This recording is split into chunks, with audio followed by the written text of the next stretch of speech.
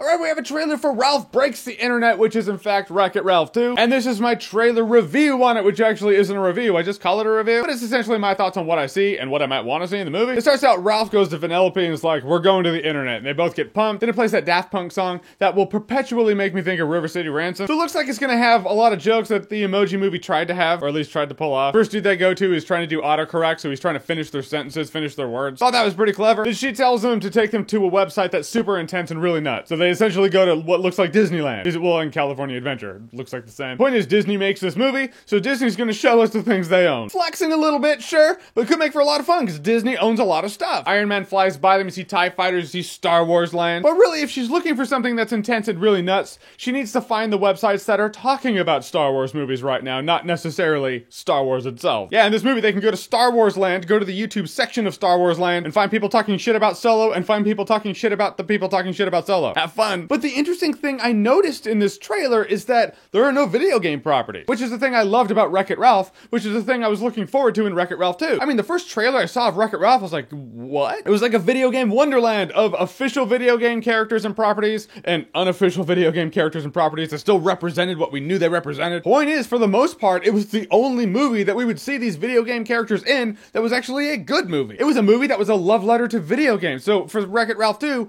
I was looking forward to seeing more properties that were like, hey, here, yeah, use ours. Instead, it looks like Disney's like, nah, we'll use ours. It's more affordable for us. That's not to say there are going to be no video game properties in this movie. In the first Wreck-It Ralph, they went to multiple worlds. This might just be the first of many worlds they go to. I'm just saying I would like to see video game characters in this movie, video game characters interacting with these movie characters. That would actually be quite amazing. So I hope they go that route. I mean, it being Ralph Breaks the Internet, let's face it, the internet's a huge part of our lives. Most of our social interaction comes from it, which allows opportunity to show what the interaction actually looks like. Like you can have someone just talking about something, and this one person hears it and he gets out a megaphone that says retweet on it, and is like, you see, this is what's wrong with the world today. This guy's opinion. Get him! Then a whole mob comes over and starts beating that first dude's ass who had the opinion in the first place. You can have Gaston be like, look at what this person tweeted 10 years ago. I say we kill the beast. That's what that interaction would look like. That's no conversation. People don't have conversations online. They have yelling matches, and that's that. So that does afford opportunity to illustrate that absurdity. I'd actually find that quite interesting. The joke at the end I thought was pretty funny when it's a room full of princesses and they're all looking at her and they're like, are you a princess? Have you been kidnapped? Have you been poisoned? They go down the laundry list of things they have been through, and she's like, are you all okay? Do I need to call the police? Cinderella breaks her glass slipper and uses it as a broken bottle knife, though. That's pretty metal. I'm looking forward to it. I just hope it's not Ralph Wrecks Disneyland. That's not what made the first Wreck-It Ralph great. It was the video game properties. He's a video game character. That and the fact that it was a very enjoyable adventure with good characters. And if you're gonna essentially have him go into movie land on the internet, I would like to see the video game world and the movie world collide. They even make a joke about being a princess because everyone assumes your problems are solved because big strong man comes and saves the day. I feel like the greatest value you could add to that is have Bowser and Peach in this movie somehow, because Bowser always kidnaps Peach. But we'll see what happens. Honestly, it's fingers crossed. Here's hoping the sequel is as good as the first one. Alright, so the trailer for Ralph Breaks the Internet, Wreck-It Ralph 2. Have you seen it? What did you think about it? Whatever you thought, comment below, let me know. And as always, if you like what you've seen here and you want to see more, click right here to see more.